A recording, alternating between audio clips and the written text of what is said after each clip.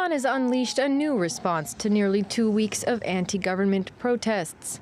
State media reported the Iranian Revolutionary Guard Corps bombed the headquarters of several Iranian Kurdish opposition groups based in northern Iraq, referring to them as terrorists behind the growing unrest in the wake of the death of Iranian Kurdish woman Mahsa Amini in police custody. Just a few days before the attacks, Amini's cousin Arfan, who's also a member of the opposition, pointed the finger at Tehran. This is why I'm telling you that Gina's death has opened the doors of popular anger. What is happening in Kurdistan and everywhere else in Iran is popular anger against the Islamic Republic's regime.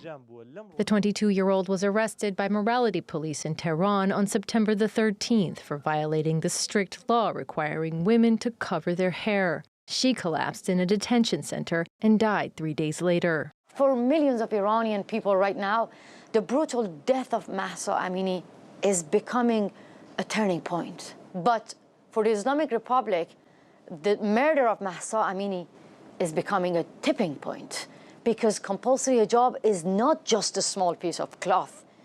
It's like the Berlin Wall. But state media has called the protesters rioters, thugs, and seditionists. And Tehran has rolled out a heavy-handed police crackdown of arrests and attacks that have killed dozens of civilians and wounded hundreds. The violence prompted Madrid to call in its Iranian ambassador to express its dismay, and the UN to issue a statement addressing its concerns.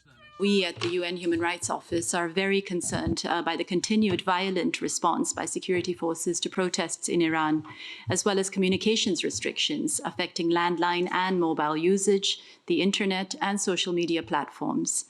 Thousands have joined anti-government demonstrations throughout the country over the past 11 days.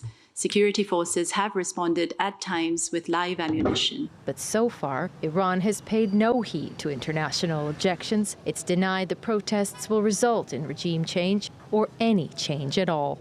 Sarah Balter, TRT World.